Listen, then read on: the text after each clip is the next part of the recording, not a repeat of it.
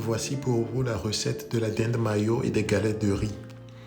Pour ce faire, on va donc utiliser des ossobuco de dinde, c'est-à-dire des cuisses de dinde qui ont été préalablement découpées. L'objectif ici, c'est de pouvoir les désosser dans un premier temps et ensuite en faire de fines tranches qu'on va pouvoir utiliser pour notre recette. Donc une fois que c'est bien désossé, on découpe de fines tranches qu'on va ensuite laver correctement. On fait d'abord un premier rinçage avec de l'eau claire.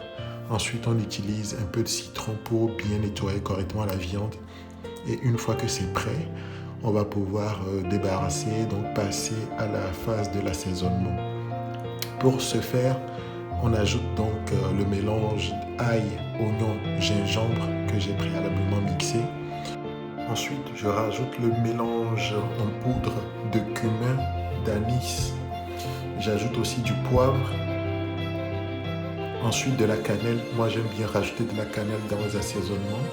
Ensuite, des herbes de Provence. J'ajoute après mon africube. Là, je mets 2 sticks pour remplacer les cubes Maggi que certains utilisent. Ensuite, je rajoute du sel, de la moutarde de Dijon, en faible quantité parce que j'en ai pas besoin de mettre beaucoup. Là, je rajoute donc de l'huile pour lier le tout et donc je mélange correctement pour faciliter l'action de l'assaisonnement.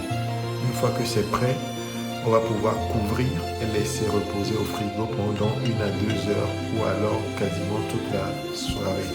Ça dépend de votre disponibilité. Le jour J, je dispose donc les papiers de cuisson et le papier aluminium sur lequel je vais étaler complètement la viande. Une fois que c'est prêt, on va pouvoir passer au four à 180 ou à 200 degrés en fonction de votre four pour une durée de 30 ou 40 minutes. Pendant ce temps, je m'occupe donc des oignons. Là, j'avais de l'oignon blanc, de l'oignon rouge et des poivrons en coque et de la tomate. L'objectif ici, ce sera de les découper en fines tranches vu qu'ils vont être consommés crus.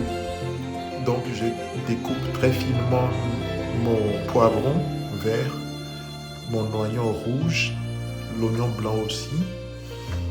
Pareil pour les tomates que je découpe aussi en fines tranches. Une fois que c'est prêt, on attend la viande.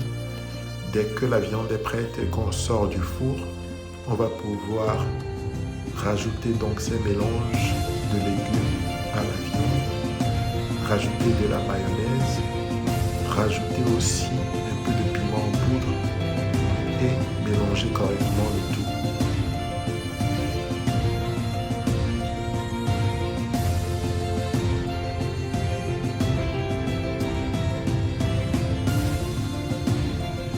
Pour la quantité de mayonnaise, à voir en fonction de vos envies. Généralement, il est conseillé de ne pas en mettre trop. Donc là, j'avais mis 3 cuillerées de mayonnaise, auquel j'ai donc rajouté les légumes que j'ai préalablement coupés.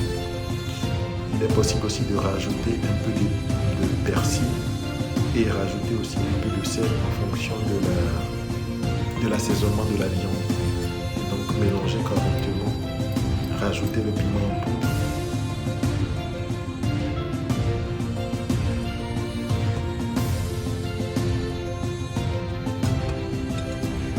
Il faudrait aussi réserver une partie des légumes découpés pour le dressage du plat.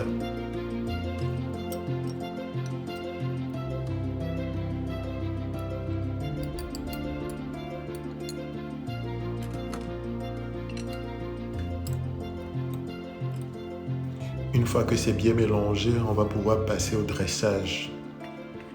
Je vais utiliser donc mon plateau sur lequel je vais disposer un papier de cuisson et ensuite les 3 sauces, à savoir là j'avais de la sauce tomate concentrée, du chito, le piment noir et aussi du piment en poudre.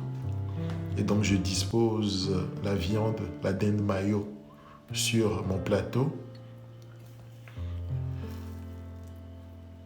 Après, je rajoute donc le reste des légumes.